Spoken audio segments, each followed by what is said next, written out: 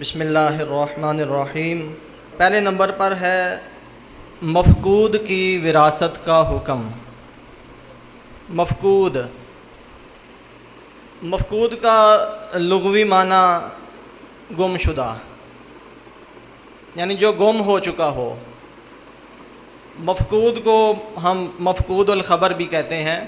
یہ مفقود الخبر سے ہی مفقود ہے، جس کا کچھ پتہ نہ ہو وہ کہاں ہے، کس حال میں ہے اور زندہ بھی ہے کہ نہیں، یعنی کوئی کسی قسم کی خبر نہ ہو۔ ایسے واقعات ہو جاتے ہیں، بچے اغوا ہو جاتے ہیں، بڑے بھی اغوا ہو جاتے ہیں، تو کچھ سال ہا سال گزر جاتے ہیں اور کوئی خبر نہیں ہوتی کہ وہ کہاں پر ہے، زندہ بھی ہے کہ نہیں، واپس آئے گا یا نہیں آئے گا۔ تو اسلام نے اس کے بھی بارے میں ہمیں بتایا ہے کہ اس کا کیا معاملہ ہوگا۔ تو مفقود کی آپ کو سمجھ آ گئی۔ مفقود ہے مفقود الخبر، جس کا کچھ بھی پتہ نہیں، یہ بھی خبر نہیں کہ وہ زندہ ہے یا مر چکا ہے۔ المفقود حی فی مالہ، مفقود اپنے مال کے اعتبار سے زندہ سمجھا جائے گا۔ ومیت فی مال غیرہ، اور اپنے غیر کے مال کے اعتبار سے مردہ سمجھا جائے گا۔ اب آگے اس کی وضاحت ہے۔ مفقود اپنے مال کے اعتبار سے زندہ تصور کیا جائے گا، یعنی اس کے مال میں وراثت جاری نہیں ہوگی، کوئی اس کا وارث نہیں ہوگا، جبکہ دوسرے کے مال کے اعتبار سے مردہ شمار کیا جائے گا، یعنی وہ کسی کا وارث نہیں بنے گا۔ اگر مفقود کی عمر کا ایک خاص حصہ گزر جائے تو قاضی اس کی موت کا حکم دے گا، یعنی قاضی کہے گا کہ اب اس کو مردہ سمجھ لو، وہ مر چکا ہے، اور اس کی مملوکہ تمام اشیاء ان ورثاء میں تقسیم کی جائیں گی جو اس کی موت کے حکم کے وقت زندہ ہوں گے، کیونکہ حکم لگے گا نا، پتہ تو نہیں وہ زندہ ہے کہ نہیں، تو جو حکم کے وقت موجود ہوں گے ان کے اندر اس کی وراثت تقسیم ہوگی۔ اب سوال پیدا ہوتا ہے کہ عمر کا کتنا حصہ گزر جائے تو قاضی اس کی موت کا حکم دے گا۔ اس میں مختلف اقوال ہیں۔ ایک قول یہ ہے کہ جب اس کے ہم عمروں میں سے کوئی باقی نہ رہے، اس کی موت کا حکم نافذ کر دیا جائے گا۔ اس کے ہم عمر فوت ہو چکے ہوں تو اس کو بھی مردہ سمجھ لیا جائے گا۔ امام اعظم ابو حنیفہ رحمہ اللہ کے نزدیک مفقود کی ولادت سے 120 سال شمار کیے جائیں گے، اس کی ولادت سے گنے جائیں گے۔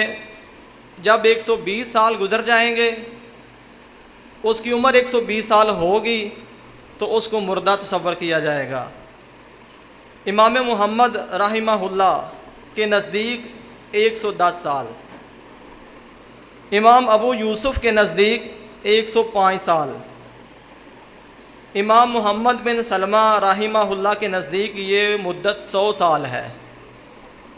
امام محمد بن سلمہ رحمہ اللہ فرماتے تھے کہ کسی کی عمر 100 سال سے زیادہ نہیں ہوتی، لہذا فرماتے تھے کہ 100 سال کے بعد اس کو مردہ مان لیا جائے گا۔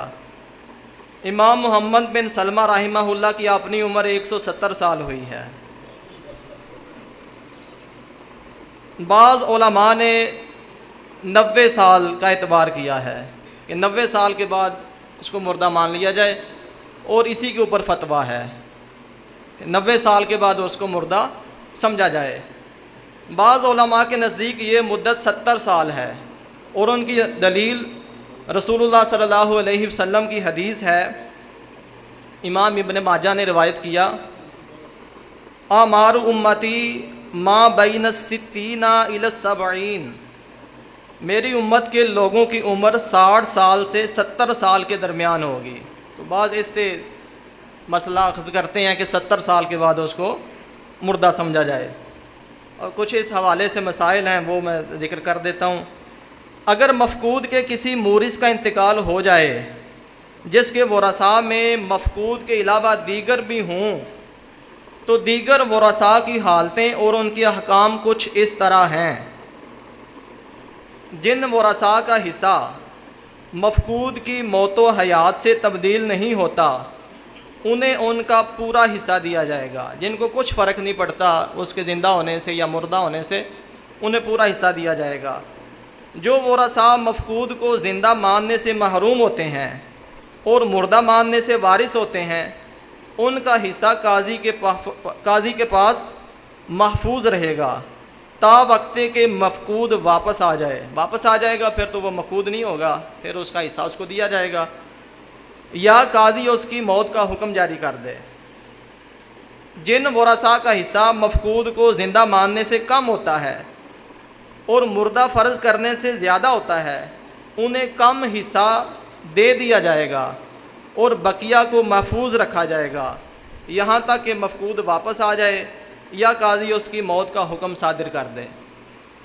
اگر بات کی سمجھ نہ آئی ہو تو میں ایک مثال عرض کر دیتا ہوں تاکہ بات مزید آسان ہو جائے۔ فرض کریں کہ ایک بندہ ہے، شادی شدہ ہے، اس کے بچے بھی ہیں، وہ 50 سال کی عمر میں گم ہو جاتا ہے۔ اب گھر والوں کو کوئی پتہ نہیں وہ کدھر گیا ہے، زندہ بھی ہے کہ نہیں زندہ۔ بیوی اس کے پیسے الماری کے اندر رکھ دیتی ہے اور بچے اس انتظار میں ہوتے ہیں کہ اب یہ تقسیم کیے جائیں گے، تو ماں سے پوچھتے ہیں اماں ابا جی نے تو پتہ نہیں آنا کہ نہیں آنا، تو یہ پیسے آپ نے ہمیں کب دینے ہیں؟ تو ماں کہتی ہے صبر کرو۔ تو کوئی آ جاتا ہے میں نے دکان شروع کی ہوئی ہے، مجھے بڑی سخت ضرورت ہے، دوسرا آ جائے گا جی میں نے مکان شروع کیا ہوا ہے، یہ تقسیم کریں، تو ماں کہیں صبر کرو۔ تو بچے پوچھیں کتنا صبر کریں، تو ماں کہے گی کتنی عمر میں گم ہوا تھا؟ 50 سال کی عمر میں، تو کتنا صبر کرنا پڑے گا؟ 40 سال، کیونکہ 90 سال کی 90 سال کے اوپر ہمارا فتویٰ ہے ہمارے علماء کا کہ ولادت سے 90 سال شمار کیے جائیں، جب یا تو وہ واپس آ جائیں 90 سال سے پہلے ہی، اگر نہیں واپس، ان کے والد محترم واپس نہیں آتے، ان کی ولادت کو 90 سال گزر جاتے ہیں، تو پھر قاضی صاحب فتویٰ جاری کر دیں گے کہ وہ بندہ فوت ہو چکا ہے، تو والدہ پھر جو حصہ بنتا ہے بچوں کا ان کو دے دے گی۔ اب دوسرا یہ ہے کہ اگر مفقود جو ہے نا وہ والد ہو، یہ تو تھا نا کہ مفقود جو ہے نا وہ شادی شدہ، اس کے اپنے بچے ہیں، وہ مورث بن رہا تھا، اب یہ ہے کہ مفقود وارث بنے۔ اب یوں سمجھیں کہ ایک آدمی ہے،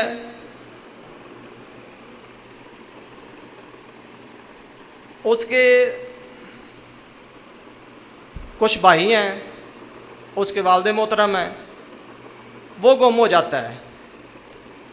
اب کیا صورتحال ہوگی؟ اب اس کی وراثت تو تقسیم نہیں ہو رہی، اب تو اس کے والد محترم کی وراثت تقسیم ہو رہی ہے، تو باقی جو بھائی ہیں ان کو حصہ دیا جائے گا، اور جو حصہ اس کا بنتا ہے وہ محفوظ کر لیا جائے گا، باقیوں کو اتنا کم دے دیا جائے گا، اس کا حصہ محفوظ کر لیا جائے گا، اور پھر اس کی ولادت سے 90 سال شمار کیے جائیں گے۔ اگر 90 سال کے اندر آ گیا تو اس کا حصہ دے دیا جائے گا، اگر نہیں آتا تو پھر 90 سال کے بعد قاضی صاحب فتویٰ صادر کر دیں گے کہ وہ مر چکا ہے، اس کا حصہ اس کے بھائیوں کو دے دیا جائے گا۔ اس کے بعد اگر وہ پھر آ جاتا ہے تو پھر یہ ہے کہ بھائیوں کو جتنا زیادہ دیا تھا وہ لے کے اس کو واپس کریں گے کہ اس کے ساتھ زیادتی نہ ہو، اس کا حصہ بنتا ہے۔ تو بہتر یہی ہے کہ صبر کیا جائے، جلد بازی نہ کی جائے۔ اس کے استاد محترم فرماتے ہیں ان اللہ مع الصابرین۔ اچھا، امید ہے یہ تو آپ کو سمجھ آ گئی ہوگی بات کی کہ مفقود کے کیا احکام ہیں۔ آگے ہے ہدمہ، حرکہ اور غرقہ کی وراثت کا حکم۔ ہدمہ جو ہے نا یہ جمع ہے حدیم کی۔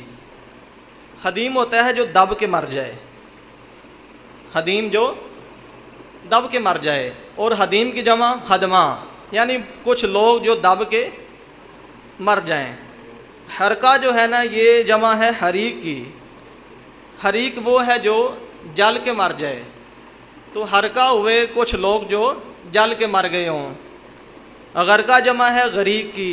غریق وہ ہے جو پانی میں ڈوب کے مر جائے، تو کچھ لوگ جو پانی میں ڈوب کے مر جائیں وہ ہیں غرقہ۔